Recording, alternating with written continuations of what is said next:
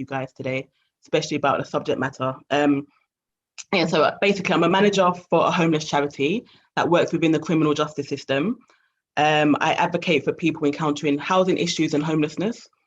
My background is law. I have an LLB honours law degree, a postgraduate qualification in human rights and development, and most recently one in leadership and management. I'm also the course coordinator for a leadership course. I'm the founder of Neo Kaburi, a 100% natural skincare range, and the co-founder of Purposely on Purpose, which is an organisation based on the empowerment of women. I'm also the mother of a beautiful 8-year-old. So yeah, that's me. So let's get started. I'll just need to share my screen. Oh, thank you. I'll just share my screen. Okay. All right. So before I start, I would just ask if you could all just grab a paper and a pen, if you don't have one already, just for a little exercise that we will do a little bit later. Okay. Right. So as we know, the topic today is finding your voice and the power of your voice. So I want to start by asking everyone a question. So how many of you are in positions of leadership? So you can either raise your hands or you can put up the raised hand emoji on the screen. If you could do that for me, that'd be great. Okay. All right. So I see a few of you raised your hands. I just want to say that every single one of us should have raised our hands. Okay. So you don't need to be in paid leadership or have a title in order to be a leader. Each and every one of us is a leader. Okay, whether we're single, married, have children, we lead and manage something. Yeah, so whether it's your home life, your finances, your life in general, you are a leader. And I think the reason many of us don't raise our hands is based on our perception of leadership. Okay, so I'll give you an example. As I said, I'm the course coordinator for a leadership course. So it runs every year for 7 months of the year. And the aim of the course is to equip students with the skills they need to make them effective leaders. So we teach things like, authentic leadership, conflict resolution, social enterprise. So on the last course, I had a student approach me.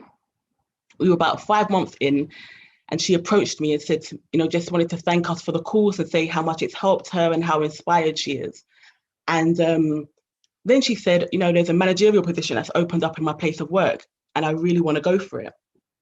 And then she said, but I don't have any managerial experience. I don't have any leadership experience. And I know that they're going to ask for these things on the application form and I won't be able to give any examples. So you know what, I'm not even going to apply. And I sat back and I thought to myself, wow, this woman started off on a stance of confidence and used her own voice to allow her to knock her confidence and speak her and talk her out of it. And I thought to myself, how many times do we do that? How many times do we do that as women, as human beings? We'll think one way and then we allow that voice to kind of just knock our confidence and just deter us. So I said to her, can I ask you a few questions? And she said yes. So I said to her, okay, you're the mother of 4 children, right? She said yes. And I said, and all of them are under 12. She said yes. And I said to her, and you're raising them by yourself, right? And she said, yes. I said, okay. So I said, so in the mornings, pre-pandemic, in the mornings, who gets the children up, who, ensures that they're dressed, that they're ready for school, and, that they get out on time, that they get to school on time, and that you get to work on time? She said, I do. So I said, okay, so that's organizational skills. Okay. Then I said to her, and who ensures that, the kids have got the school uniform that they need, that they haven't grown out of it, they haven't grown out of their PE kits, they have pens, they have pencils, all of this stuff. She said, I do. So then I said to her, okay, so therefore you do inventory and you do auditing, yeah?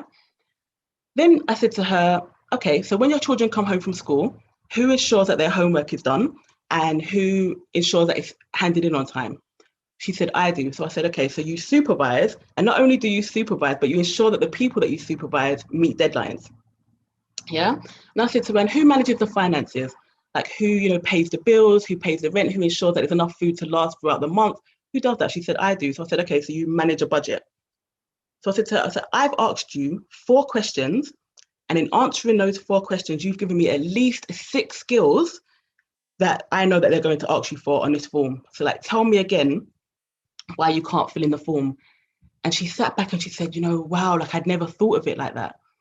And I think that's the problem. I think it's all about how we see ourselves and what we tell ourselves. Yeah. And this is why I believe finding your voice, and I say your voice in capitals, is so important. But I believe in order to find our voice, we need to know and control the inner voice. Yeah. And so that will be the focus of my presentation today. Okay. So we're going to look at the inner voice, and we're going to look at what has formed or what is forming your inner voice. So first of all, we need to decipher what is your voice and what is the voice that others have given you. And what I mean by that, I mean, what are the things that people have said to you or about you that were not you? So for example, Donald Trump has these fake news. I call these fake truths. Yeah. So these are things that have been said to you maybe recently or years ago that probably weren't even about you. When a speaker was speaking, they could have been coming from a place of anger, from a place of hurt, frustration, jealousy. They could have even just had a bad day. But they've spoken these things to you. You have then taken these things, owned them, adopted them, and allowed them to become the narrative of your inner voice. Okay, so I'm going to digress for a second. So like I said in my introduction, my background is law.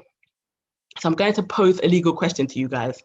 Okay, so in law, if you take something that is not yours and you keep it, what is that called? So to take something that's not yours and keep it and own it, what is that called? You can put the answers in the chat, you can shout it out. Anyone got any ideas?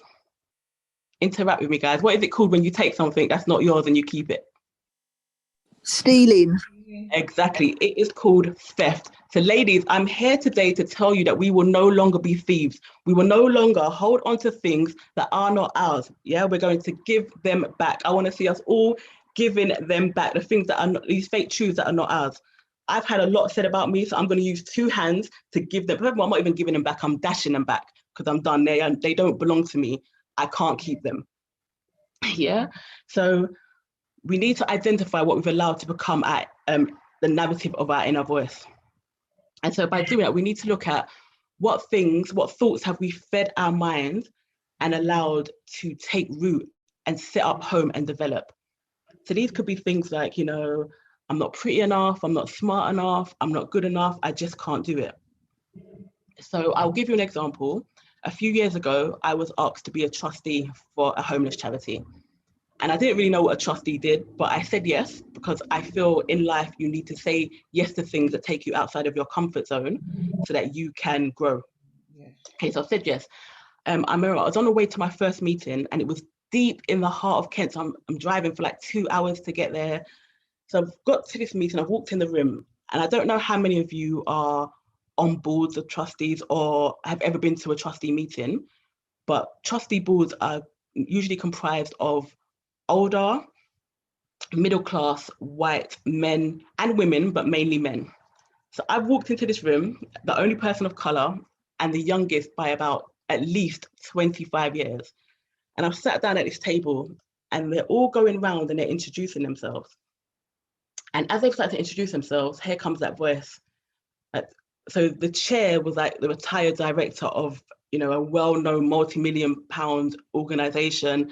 The treasurer was a director of an investment bank.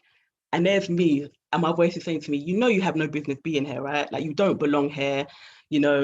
Most of these people had established their careers before you were even born. Like, what are you doing here? And I'm hearing this voice saying to me, just keep quiet. The longer you stay quiet, the less chance they'll realize that you're not supposed to be here and that you're an idiot. Just that voice that we hear. So the first meeting, other than stating my name, I did not speak. The second meeting, I did not speak. Got to the third meeting, and they were talking about an issue that I'm really passionate about. And I wanted to speak, but then I could hear that voice saying to me, girl, don't do it. They're going to know you don't belong here. You're an idiot, And then I thought, you know what? You need to be quiet right now because I've got something to say. And so I spoke up and I, said my piece. And afterwards they were like, oh, thank you for your input. We didn't think of it from that perspective before. And then I thought to myself, how many times do we do that? How many times do we let our inner voice hinder us from either saying something or doing something that has the potential to make such a great impact on not only our lives, but the lives of others, And so we have to understand that there is a difference between your mind and your voice. So your voice is the tool that is used to verbalize what is going on in your mind. And this is why it is so important that we have to be vigilant about what we feed our mind with. You know, what are you watching on TV? What are you reading? Like, who and what are you listening to? Who and what are you surrounding yourself with? You know, we have to be mindful of who we allow to speak to us and over us. So those of you that are from a church background know that they always say, you know, be careful who you allow to speak over you, because the enemy will use many means. So that means, you know, that he will use family members, he will use your ride or die brethren, you know, he will use your partner, your siblings, to sow that seed of negativity into you. For those of you that are not from a church background, you know the saying, there are haters everywhere. Yeah, so that's why we have to be very careful of who we let speak to us, because not everyone that speaks to us is for us and has our best interest at heart. Okay. And the reason we have to be careful is because two opposing forces cannot occupy the same environment. They cannot occupy the same space. So you cannot be a positive person and thrive in a negative environment, the same way you can't be a negative person and thrive in a positive environment. One of the forces will overpower the other. And unfortunately, more often than not, it will be the negative, because it's easier for us to believe the negative things we hear than it is for us to, you know, believe the positive. So I'll give you another example. So last year I launched my skincare company, Neo Kaburi, and how it all started, I used to have really, really bad acne, and I'm a bit of a tomboy, so I don't really wear makeup and stuff like that. So I got really self-conscious about my skin. And so I developed like a face wash and cleanser, and it worked. And a friend of mine wanted to buy some for her daughter. And she was like, you know, make some, I'll buy it off you. And I was like, no, don't be silly, I'll just give it to you. She's like, no, no, no. You know, long story short, her daughter started to use it and it worked. And a lot of people were asking her, you know, where can I get this from? You know, blah, blah, blah. And then, so my friend came to me and she said to me, you need to start a business. Like, you need to do this. Like, people want it. There's demand for it. And I said to her, like, I was like, no, no, no. For years, I kept saying, no, no, no. Again, that voice came and that voice was like, come on, who are you? You don't know. What do you know about skincare? You're not Clinique. You're not Johnson and Johnson. Who's going to buy from you? You know, who's going to buy something you made in your kitchen? And I allowed that voice to take hold for so long. And then I got to the point where I had to say, you know what?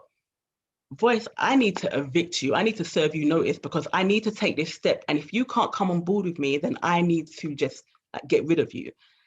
And I think it's so hard to take that step sometimes, but we need to understand that our inner voice is constant and consistent.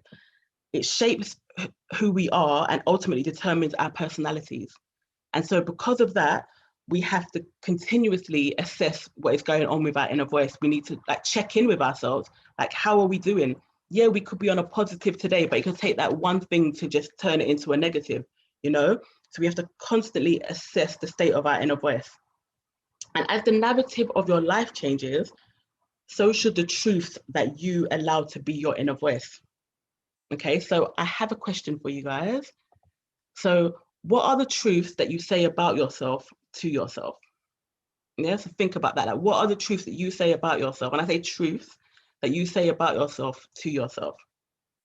Okay, so now I want you to go and grab the pen and paper, because I have some questions for you. It's a little exercise that I want you to do. You don't have to share it. I mean, if you want to share it, you can, but this is just about you and just about, you know, just taking a little self-assessment of yourself. Okay, so first of all, I want you to write down what you believe to be true about yourself. And what I mean by this, I don't mean, you know, obviously we're all here today and we're empowering each other. So I don't mean the whole yeah, I'm the greatest. I mean, when you go behind closed doors and it's just you on your own, what is the truth that you believe to be true about yourself? Okay. Right. Now, once you've wrote that down, I want you to think about the moment that you began to feel that way. Like, what happened? You know, were you in school and you failed a test and someone called you an idiot, and you've carried that word with you throughout your life? Like, what was the trigger? What was the trigger that made you begin to feel that way? Okay. Then I want you to look at where you were then and where you are now. And I want you to look at all the things that have happened in between. Yeah. Once you've done that, I want you to ask yourself, are the past facts now my current fiction? In other words, are you still the person that this was true for? So I'll give you an example. So like in my late teens, people probably said, oh, you know, she's not responsible, she's not focused. Now, that's not the person I am today. But if I'd held on to that, I would continuously be believing that that is the person I am, you know? Or furthermore, was it even true? It was probably never true. Maybe at 19, I didn't have any responsibility, so I didn't need to be responsible. Maybe I didn't have anything I needed to be focused on. So you need to ask yourself, were these ever true? And if they were true, then are they true for who you are now? And if the answer is no, then you need to understand that you are chaining yourself and allowing yourself to be a prisoner to a fake truth. Yeah. And this cannot work. So, what can we do to counteract that? So, you need to be intentional with your thoughts. Okay. So, you need to make every effort to mindfully condition yourself, not to chain yourself and be a prisoner to these fake truths. Yeah. So you need to take ownership, and you need to say, if I can own my own complicity in this, then I know that it is in my hands to change it. Yeah. Don't get me wrong, this won't be easy. And so you need to have the grace to be able to receive help. And help can come in many forms. We're all different. All of our situations are different. So, I mean, you can do daily affirmations, you know, in the morning, in the evening. You can do meditation, mindfulness activities. You can read books. You can seek counseling if that's what you need. You can seek the help of a life coach if that's what you need. Like I said, everyone's need will be different, but you need to be open to like receiving that help. Okay. And once you do, you can take control, and then you can start to deconstruct, redesign, and create a whole different narrative for your inner voice. Okay, so I want to leave you with this, that you will manifest the thoughts that you believe. Okay, so we have to remember, what we feed our mind becomes our inner voice, and our inner voice will then become our voice. And like we know, sisters, queens, there is power in our voices. So I call myself a multi-passionate creative. I've only really recently claimed that title because I like to do lots of things. I like to wear lots of different hats. And I've always tried to put myself in different boxes, but I'm claiming my multi-passionate creativeness. I like to do lots of different things. So in my day job, I'm a business manager. So I do admin, business management, project management. And outside of that, alongside my portfolio career, I'm a writer, poet. I like telling and collecting stories. I'm a radio host. I do a weekly talk show. What else do? I'm a Toastmaster, so I like public speaking. It's really important to me, finding voice. And I just like to do lots of things. I like to try my hands on lots of different things. So I'm just a doer of lots of different things. So that's me in a nutshell. So I'm going to go into, I haven't got a presentation. I'm just going to do a speech, Toastmaster style. So you need to learn to speak like your voice deserves to be heard. Place yourself in the front. Rise up, stand firm in what you believe in. When I read that quote by Sunflower, her name is Chidera Iguru, she's a writer and a blogger, I realized that quote sums up why, as women, we must learn to overcome that fear of speaking in front of others. That fear that holds us back. Because we will not be heard if we don't speak. We won't get the answers if we don't ask. We won't make the changes if we don't do. Because we must commit to becoming excellent communicators. Because communication is what we do every single day. We communicate with other people. So if we don't know how to communicate and get our message across, how will people understand us? So it's our duty to become effective communicators, to get our message out there. We all have these messages that we have to give. We all have these audience of people that need to hear what we have to say. But if you're stuck in fear, how are you going to help those people that need to hear what you've got to say? And how are you going to tap into that greatness that you have inside of you if you're trapped in that fear? So I'm going to ask a few questions. You can put it in the chat or you can just raise your hands. So how many of you have been or told to be quiet or to shut up? How many of you over the years? Yeah, yeah. How many of you have been told you talk too much? You chat too much. Why are you always chatting? Always talking. Yeah. How many of you have been told you ask too many questions? Why are you always asking questions? Why you always want to be trying to start something? You just always on it. Yeah. Who here has silenced themselves because? Just because, yes. All of us here have done that. We can all agree that at some point we've been silenced. What has that silence done for you? It didn't do anything for you, right? For me, being silent went against my natural style. Since I was young, I've always been a talker. I love my words. Like BT, I believe it's good to talk. I stopped talking. I went quiet. I silenced my voice. I turned it down. But in the processes of silencing my voice, I also dimmed my light. I called that part of my life, I was walking around like a black taxi when they had the light off. You still see the taxi, right? But it doesn't come up brightly because the light is off. And that's how I was walking around my life. And so one day, I must have looked in the mirror, it was 2009. I looked at myself and I was like, who are you? I don't recognize you. Where did you come from? That version of myself looking back at me wasn't the version of myself I knew and liked. I actually admit I actually didn't like myself. Excuse me. I didn't like myself very much. Has anyone been there where they've looked at a version of themselves and not liked themselves very much? Just be like, I just don't know what happened. What happened to you? You know, my 10-year-old self was disappointed. Like, what have you turned into? What's wrong with you? And so I wanted to be different. So I committed to becoming a better version of myself. I committed to getting back to me because life had just given me too much weight on my shoulders. I wasn't talking, I wasn't writing, I wasn't speaking. I just wasn't doing anything that I know I'd been used to doing. So I made that decision. And that's the one thing you have to do in life. You've got to make the decision. A lot of us don't know what we want. And because we don't know what we want, we go through life what other people say that we think we want. And until you know what you want, you can make a decision. And when I made that decision that I wanted to change, I wanted to at least get back to me, opportunity showed up. It was like life says, are you ready? If you're ready, let me show you. A program called Youth at Risk. It was training coaches to be coaches for young people that have been excluded from school or at risk of being excluded for 9 months. And they gave us the same training as they gave the young people. And the reason they did that was, as like Philippa mentioned earlier, are you willing to give the same advice to young people? Are you going to take that advice? Because if you're given that advice, would you take it? And it trained us to have that same training. It also introduced me to the power of questions, that asking yourself questions as a way of self-reflection and asking questions and waiting for the answer. Because sometimes when we're asking other people the questions, we're taking their answer as our own.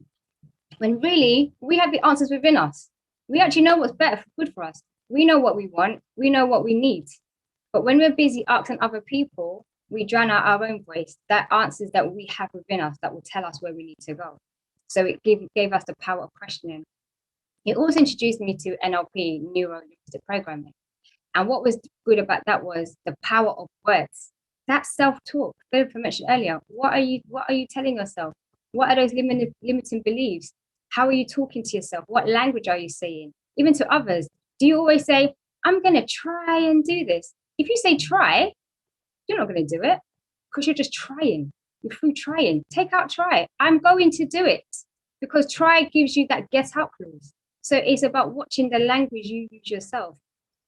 Oh, I think I'm going to do it. Just, the language that we use. So then the work began. And the work of changing yourself and becoming a better version, I thought it was going to be like a microwave. You just go in, ping, ping, ping, come out. Yay! I'm all great now. Oh my God, I'm amazing. No, I didn't go like that. It's more like a slow cooker. It's slow, it's hard, it's messy.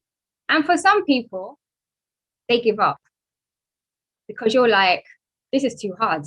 the layers start coming off. All those wounds from behind come up. This is where, as Philippa mentioned, you have to go get a coach. You need to go for counseling. You need to go and get the help you need to get you through that process, because a caterpillar doesn't go in a cocoon and try to get out. When does a caterpillar come out? It comes out when it's a beautiful butterfly. So when you're in your cocoon, you got to stay there. Stay in there till you become your beautiful true self, because you can't make change by just going for making it easy. A diamond, how does a diamond come up? It has to go with a rough. It has to be in that ground. It has to be all whatever. So you need to make sure you find that diamond and keep persevering to that change. So, I kept on going like, yeah, this is going all right. I'm getting better, better myself. I started writing. I started doing things better. But I realized one thing I wasn't doing in my career in public sector administration was I wasn't applying for those jobs. I was stuck. I wasn't going for leadership roles. I wasn't taking it because I was holding myself back, because fear became my crutch. It was the spirit of fear. I was overtaken with it. And my wake-up call came when one manager said to me, hey, look, I've got this long leadership award. Not leadership award. He worked in an organization for a long time. So he got, when you work in some places, they give you a certificate of long service. He go, well done, you've been here over 20 years. Well done to you. And he was like, that could be you in 20 years. And I was like, oh no, I don't want to be 20 years as in just an admin. That would be a waste of my life. How dare I even think about this? And that was a wake-up call. I needed to say, you know what? It's time. It's time I deal with that fear. And that fear was speaking in public. And I had that fear because I remember going to drama school. Like, I love drama. Did anybody watch Fame? Did anyone like Fame back in the day? Fame, original Fame, yeah. I watched it religiously. I wanted to go drama school. I wanted to go to stage school. I wanted to be like Leroy and Coco. I was like, yeah, that's me. That's me. I'm going to do this. Yes. And so I got an opportunity to go drama school. I got into this place. I looked at everyone around me. Black girl, working class, around these people that had been to drama school before. They'd done auditions. They've been on TV. And there's little old me who hadn't. So there and then in the room, I'm talking myself out of it. What am I doing here? Why am I here? I can't fit in here. I'm not enough. I'm not good enough. I'm not really into drama. Why am I doing here? And I got myself into a frenzy. Anxiety was taking me out. And then all I had to do was say my name, why I wanted to do drama, and what I expected to get out of it. Simple, right? Just introduce yourself. My turn came. That's what happened. Silence. I didn't talk. Oh my gosh. I'm looking at the floor like, floor, please, I beg you. Just open up. Just take me right now. Just swallow me up. Oh, I can't. And when I did start talking, I'm talking like this, 100 miles an hour. Really low. And all I hear was, if you want to be an actress, you need to learn how to project your voice. I was so embarrassed. I walked out of that drama school and never looked back. At that moment, I silenced myself. I didn't want to talk again because I might be embarrassed if I spoke. I didn't want to talk again because I might be rejected. I didn't want to talk again because people might see me as a failure. So these fears started to hang with me. They moved in. All the doubts and insecurities, they followed me. Every time I had to speak after that, I did it afraid. My body would remind me of that ordeal. My head would hurt. I would be shaking. I would be sweating. My stomach felt like someone was punching me. My throat felt like someone was scratching me. Does anyone recognize those symptoms when they have to talk in public? Anyone? Hands up. Does anyone recognize those? Yeah? They're real. That's just fear talking to you. It's trying to protect you. It's just trying to protect you from, that flight or flight. But you don't need to give into it. So that was my second lesson. Recognize and articulate those fears. Find out how those fears show up in your body. Find out how they show up in your mind. What are the thoughts that fuel it? Because it's just, as I said, it's your body's way of saying, hey, are you sure you want to do this? You might get embarrassed. people might know that you're not good at this. And it's trying to protect you, but it's not serving you. It's not giving you a purpose. So you have to recognize, articulate the fears, and find a fear management system to keep under control. Because you actually don't ever get rid of the fears completely. What you learn to do is you learn to make the butterflies fly the same way. They learn to fly the same way. They learn to fuel you as you learn to speak. So that's what I had to do. I had to learn how to keep it under control. And the way I did this was joining Toastmasters. Now, has anyone heard of Toastmasters? Yes, no, no? Okay, well, Toastmasters is an organization that's been around for over 100 years. It helps people to speak, learn how to overcome that fear of public speaking. It teaches you how to become a more effective communicator, and it teaches you leadership skills. And it also helps you to give and receive feedback in a more constructive manner, which can have an impact on how you look at yourself. So I joined Toastmasters. And this was after being asked to do a voluntary organization, Speakers Club, to be the host. I didn't know how to be a host, but I did it. I said, yes, I did it. And I needed more help. So I joined Toastmasters and it changed my life. It became the gift of confidence. And that's the thing you need to do for yourself. Give yourself the gift of confidence. Whatever it is you need, give that. That's the greatest gift you're ever going to give yourself. That gift of confidence in order to help you deal with the fears. So when I joined Toastmasters, I said to myself, you know what, I'm going to challenge myself. It becomes a competition between me and me. How can I become that highly effective communicator? What can I do to push the boundaries? So what I did was I said, you know what, I'm going to learn how to speak in front of different audiences. I challenged myself to speak in front of children and young people. Has anyone ever spoken in front of young people? They are one of the hardest crowds. If you can speak in front of young people, yeah, you're a good speaker, because young people would be sitting there like, what are you doing? What's she saying? Why is she talking? And, you know, you just don't know what they're saying. So if you can talk in front of young people, so challenge yourself to talk in front of young people. I also wanted to teach young children. So I joined the Sunday school, became a Sunday school teacher. If you can teach really complicated things to 3 to 11-year-olds as well, you know you're a good communicator. So challenge yourself. Find every speaking opportunity that you can and volunteer. What are you passionate about? What's that one thing you want to talk about? Get involved in it. I became a heritage champion again. I became the spokesperson. I went speaking everywhere. I've always wanted to do radio. I found this DJ. I kept telling the DJs, I want to be a DJ. I want to be a radio presenter. Please, please, please. I begged them all. And eventually DJ Supreme on the More Knowledge Show goes, yeah, come do it. I turned up once. I became his bugaboo. Every Wednesday, I turned up. I was there on that show doing it until I became the co-host. I started facilitating workshops. I went to work with old people. So I said, find every speaking opportunity. Meetings at work. Who here sits in a meeting and doesn't say anything? Say something. Write out what you want to say before you get into the meeting. Just write it out. Say something. Make people know who you are. Use your voice. Speak. And try different opportunities, because until you get comfortable with your voice, and I know a lot of people say, but I don't like the sound of my voice. If you don't like the sound of your voice, why should anyone else like the sound of your voice? You've got to like your voice. It is your voice. It's unique to you. That's how people know who you are. It's like your fingerprints.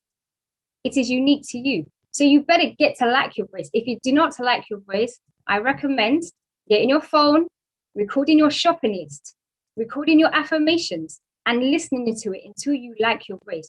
Start recording your voice until you like it, until you embrace it, until you get comfortable. And you're like, I like my voice. My voice is amazing. And that's how you get over not liking how your voice sounds. You have to like your voice. Because if you don't like your voice, you can't expect others to like your voice. You need to like your voice.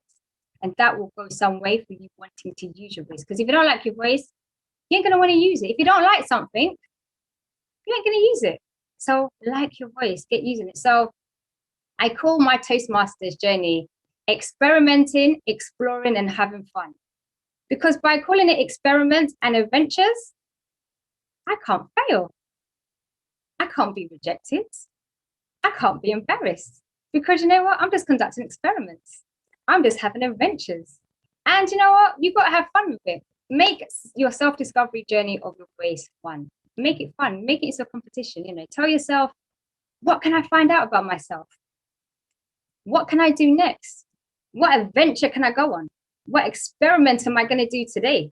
Because only by making it fun will you keep persevering, will you keep on doing. And put a reward system in place. How many of you used to like the gold stars your teacher gave you when you done a good job? Yeah, you like the gold stars. Your inner child needs a reward system. Buy yourself something. Oh, well done. You got up and spoke. Well done. Buy yourself a meal. Buy yourself that bag, the shoes, whatever you need. Put in a reward system for yourself. Only by that way will you feel better. I've created a proud of me box. In this box, everything I'm proud of doing, I put in. Celebrate those small wins. If you, like, after hearing me talk today, you go and research what Toastmasters is. Put it in your proud of me box. I researched it. You may not do it for another 2 years, but you researched it. If you look at what Philippa does and you go make contact, that's a small success. That's your small win. What my small win is to me will be different to what your small win is, but it's your small win. Pat yourself on the back. Be your own cheerleader. Don't wait for someone else to cheer you on. Be your cheerleader. I can do this. I'm going to speak. Set yourself mini goals and say, how am I going to improve my voice? Where can I make the most impact? What area can I start talking? Who can I talk up for? Because somebody needs you to talk up for them, because you have the power, because you have the voice. They don't have it. So you've got to speak for them until they can speak for themselves. So who's that person you need to speak for? Think of that one person that needs to hear your message. You don't need to speak to everybody, but one person needs to hear you. And if you can speak to that one person is going to speak to another one person and another one person. And what happens? You've got a wave of change that's happening. So just find that one person you need to speak for and speak for them. Speak on their behalf. Be that advocate. Even if that one person is you, be your advocate. Speak up for yourself, because we have to. We can't make change until we do. Because you see, as Philippa said, we are all leaders in our own little communities. And if you're a leader, you've got to lead. And how do you lead? By using your voice. And if people don't know who you are, they ain't going to call you. So really, to end, I'm going to say, make the journey of self-discovery fun for yourself. Make that learning about your voice the best way. And if you need to, watch other speakers. I used to binge on other people, like your Les Browns, your Brian Tracy's, everybody that spoke, I would listen. Michelle Obama, I would listen and listen and listen and go, what do I like about her voice? What do I like about what they say? What don't I like? And just watch other people. How do they speak? How can I improve? And just get a mentor, listen for the answers to the questions you ask yourself.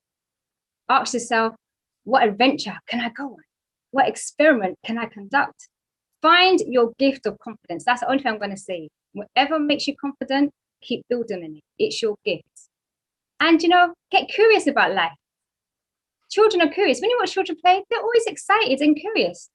Tap into the inner child, that curiosity, that excitement of life. Because you know what? When you do that, you fall in love with life and you fall in love with yourself, and you will find your voice. And when you find that voice, you ain't never going to want to be silent again, because you're going to want to be using it. Hi, Naomi. Hi, everybody else who's on the call. You know what? This has been magnificent. I am learning so much. And this is what I like, where you're never too big to learn. You're always growing. You nod your head to stuff. You put your hand up. That's me. And you know that you're in a community that supports you. You're never on your own. And that's what I love with this event. I'm learning so much, writing down notes and so forth. But I'm Janet Brown, and I'm a life coach for women like yourselves on this call who want to work on their health and well-being. And that brings me to the point of empowerment, because that's what ladies want to do when they decide that, yes, I want a different way of living and I am taking control of me. And, no apology, I'm investing in me. It's about the time that I should be on the planet and I should be living well. So, this really, really, the word, it just flows into what I do. And also it just flows into just reaching out to other souls to say, yes, you can do it. We will be on a different part of the road when we start. And it doesn't matter where you are, if you, stepped off got back on, not on it at all, whatever it is, there's a spark of hope. And that's what I'm going to be sharing with you today. Spark of empowerment, like I said, let's all have that today. Right. So empowerment means giving authority and power over yourself, giving yourself to be receptive to who you are and what you're about. Everybody should be aiming for this in order to have an authentic life. And that's whatever authentic life is to you. In order for this to happen, I believe we have to take a check of where we are now and what influences of the past, so that's really important, have brought us to this point. So we're going to do that check of where we are now and then go back in the history of it all. So I'm going to ask you just for a minute or so, if you can just do a self-assessment. This is something we do in coaching as well. So if you could just take a minute to really answer these questions, and then you can go more into it, after the session, like tomorrow or another day. It's just something to get your taste buds into who you are, who are you being. So not what you do, so not necessarily your job, your mother, you're an aunt, or advocacy work that you do, whatever. Who are you being? So who do you feel that you're being? What are your values, your passion, and your purpose? And are they aligned to your being? So do you feel that they align to who you are or who you want to be, And based on your answers, grade yourself between 1 to 10, 1 being the lowest and 10 the highest. Yeah. So I'll just give you a quick minute. Like I said, it's just to spark that interest in you, in a sense. So just do it for 1 minute. We'll do it, and then, like I said, outside of this session, you could then go into more depth, because that tells you where you are, what you're about, what you're doing. Are you on track? Are you not? Have you jumped off?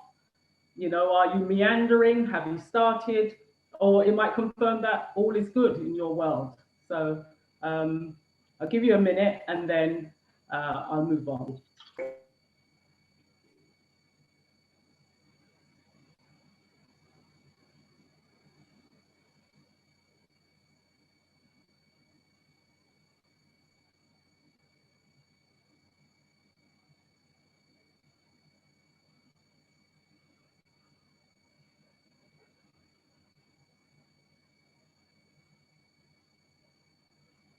Okay, so like I said, it's something you're just doing it spontaneously now. I know you may need a little bit more time, but please take that away and work on that in your own time in a safe space. So, like I said, the history of stuff is always important. And let's go back to when we were children. We know that children speak their truths. And they do that because they love words, they love language. So a 2-year-old will just tell you, I like you, in half an hour's time. If you've done something that they don't like, they tell you, I don't like you anymore. They have no filters. They're empowered. They're free. It's just like they'll run out in the road because they don't know that, a car can knock you over and kill you. They don't have that. So it's thinking back to how we were nurtured to get to the place that we are now, because of course our parents and guardians may be actually saying to us, oh, you shouldn't say this in this way. And I wonder sometimes if that actually crushes the spirit, because if they're not, they can say not to do something in a particular way, but are they actually providing the tools that we need and really going deep into the character of the child, more than just saying, well, no, don't do that. Yes, do this. And I want you to do that, and be silent, as the other speakers, Essie and Philippa, have said. So, if we can think back to we probably won't remember when we were 2, but that's when we had a lot of freedom. And that's when, we had empowerment like nobody's business, because we were running the show, So, like I said, parents, guardians can influence us by their own values, their habits, their cultural background, and their behaviors, and of course, how they were raised and the environment that they're in, their ideas, what a child should be, what they should be like, how I want you to be. So you're constantly being told how you should be seen, how you should present, how your voice should be heard, when it should be heard. You know that famous saying of old that, children should be seen and not heard. And they're in turn getting influenced by blueprint of the social norms in whatever society they're in. So that blueprint that is there, the moral behavior, whatever, how you speak, when you speak, including our school system, because the school system that's what it's all about. How do you think the 90% are ruled by 1% of people is in our conditioning and in school systems that you get. And I'm sure lots of you can see when you were at school how you were treated, the type of child that you wanted to be, and sometimes how maybe you might have been put down, or certain teachers might allow you, while others won't, because it's not about character building, it's about being uniformed in school. That's why they wear a uniform. It's all about being conformed and going in one way, So we're getting that history of how we got to where we are now. I know as young people, sometimes young women become rebellious in that, because they're going from childhood to womanhood and they want that freedom. And then again comes that conditioning. You're not doing like what we say. There's loads of messages that come to young girls. I'm sure if you can think back to your teen years, how you were to dress, who would see you, what would they think of you if you were dressed like this, if you talk this particular way.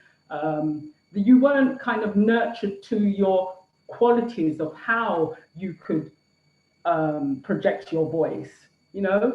It's not just about being loud and aggressive, but it's about those community skills that you need. Instead, again, we get the shutdown. So it's either that you're too quiet or you're not talking enough. And that sometimes goes into the box of conformity. And I'm sure we can all know what it's like to be in a box. I mean, I'm generalizing here, I know, but for lots of us, we know what that box looks like.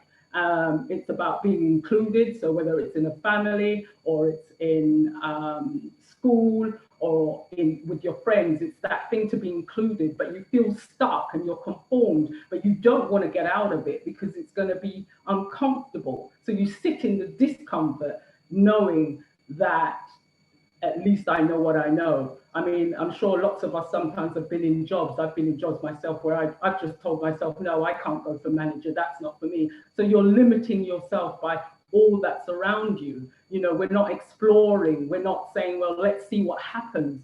We're just conditioned. And then we either burn out or we have a breakdown or we just break out and say, no more. Enough is enough.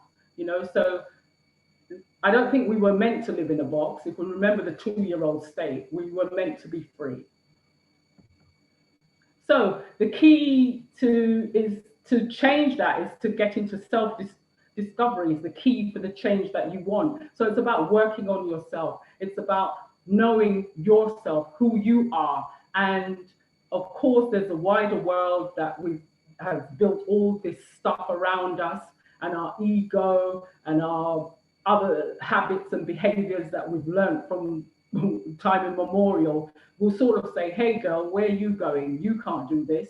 You're not supposed to change. Who's going to go on that journey with yourself? But if you love yourself enough, or at least start to care for yourself enough, that journey, girls, is worth it, ladies. That journey is your journey. You've only got one life to lead here. Why shouldn't you be in charge of yourself? Just like how the 2-year-old felt that they had the freedom to speak. They had the freedom to be who they wanted to be. They had that freedom because they never gave up on, they didn't give up on themselves. They've said, this is who I am at the age of 2. And then where does it all go wrong as we get into the society? So self-discovery is the key. Like the other ladies have said, learning who you are. And you don't have to be like someone else. You have to be yourself.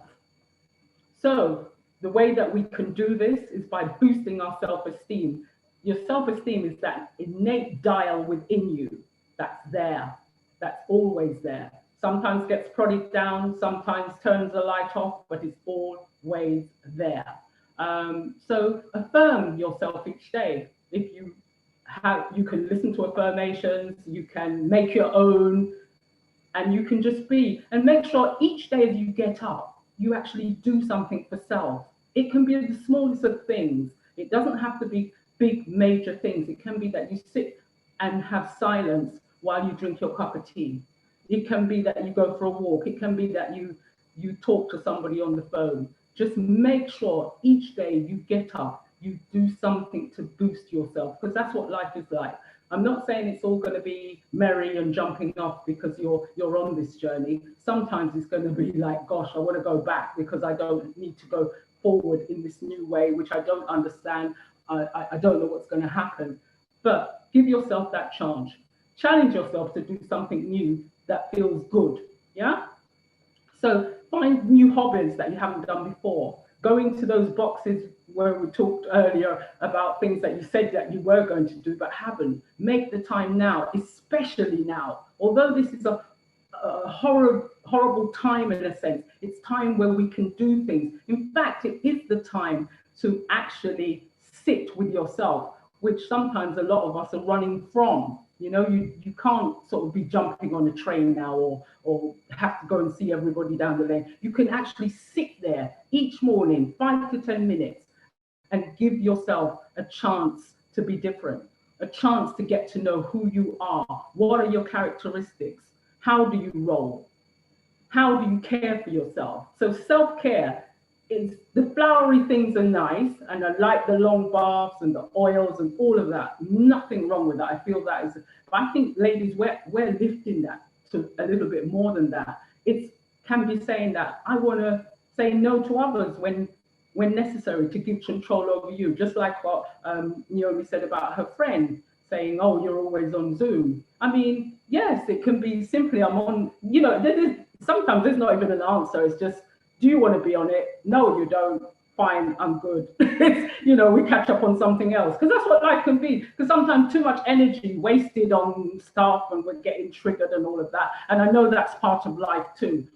Speak your truth from your core, you know? So speak with intention. Sometimes you're going to have difficult conversations with your nearest and dearest, but speak from a core. Tell them, if you can, that these are the things I like about our relationship, but some of these things, the other things that are not so brilliant, can we talk about it? And it will depend on their kind of amenity to having that conversation, that you have the conversation. If you can't, then you find ways to take care of yourself, to maybe distance or whatever it is. Like I said, do things that you can in the minute that you can. So if it's saying to somebody, I'm not sure that I can do this for you, don't be afraid to say that. If you want to say to somebody, I've changed my mind about something, don't be afraid to say that. You know, don't think, well, once I've said that, I can't go back on it, or I've said yes, or I've said no. Ask for what you want. And that's the power in your voice, when you actually ask for what you want, when you're not sort of thinking, well, oh gosh, it's all about them. Because in a sense, yes, we do have that, the ego saying, well, oh, you know, who do you think you are, saying something to somebody in a particular way. But at the time, you only have control over yourself. Ladies, just yourself, just this person that you carry. You cannot be in control of somebody else's headspace. Yeah? So we know those things that we have that we're able to do. So you can say you apologize to somebody. You can ask for an apology from somebody. You can ask for forgiveness from yourself even, you know, not even from someone else, but for yourself. So be mindful of the type of conversation you're having with yourself. You know we have all these thoughts and they go around the head all the time. Create healthy boundaries in your communication with yourself and others. Seek out things that aren't true about yourself. So we used to do this thing in self-development where you say, is this thing, I think this thing is going to happen. Is this true? Is it that I know it's true, I don't know, or I think it's going to happen? So then you break down, because the head will tell you, as it's always done, this is going to happen. You can't see into the future. Yes, you can get a nudge about it, but you can't. So you can have all those type of ways of dealing with things that come up. There's always ways of dealing with things that come up. Don't let it take over your headspace. Even if it means going for a run, coming back and looking at it. Is this true? Is it not true? Is it that I just don't know? And remember, as human beings, we don't like a pause. We like to know things all the time. Just like this pandemic, we want to know that we can book a holiday in May. Who knows? We don't know that, if that's going to be true or not. It might be, but we just constantly want to know everything. We put a full stop. You know, we might think, oh, Karen hasn't rung me. I bet she hasn't rung me because blah, blah, blah. And we don't know, but we're putting that full stop. We know everything, you know, because it happened before, because, you know, we're the fortune tellers of old. But just allow your spirit to be kind to yourself, be compassionate with yourself, and just think that you are great for today. Some days you're not always going to be great, but today you can make a great day, especially when you wake up in the morning. Set the intention for how you want to be. Set the intention from how you want your day to go through. I jump off of that. Sometimes I wake up and it's good, and then in the middle it gets fuzzy and I just jump back on. Or I think, no, I'm not going to get down this road, because you're just going over the same things. So the takeaway: set an intention for change. Remember your why. So it's always important to remember why you want something in a particular way. Do write that down. Why do I want to do this? What is the benefit from me doing this? If there are doubts and fears, don't be frightened to explore them. Are they true? It's not that you shouldn't have doubts or a fear, but write it down again. Is this true? Yeah? If you need help with that, then get someone that can help you in that way. If you don't, then do write it down, because sometimes it's just these thoughts just going around in the head, the same ones from last year before, telling you the same things. So do write it down. Use tools that support you. So that might be network groups if you're not in groups that support you. Reading books, like we were talking about, journaling, fantastic way of discovering who you are as a person. Because sometimes, like has been said, we sort of say, oh, we haven't done nothing this year. But when you go back and you've written things, and they're just for you, they don't even be things about, they can be big things, small things, non-irrelevant to someone else, but relevant to you. I got up today and I felt good. I exercised. I'm eating a nice lunch. Whatever it is, do write it out. Troubles, everything, write it out. Self-development classes are also good. Counseling, coaching, all these things are brilliant too, to help you on the way. And I'm ready to offer any one of you ladies here a complimentary session on raising your voice, or any other goal that you want to work on. So I hope you're charged up and ready. It's been really wonderful kind of sharing with you, and I thank you for all being here and wishing you, the best as you trod on your journey.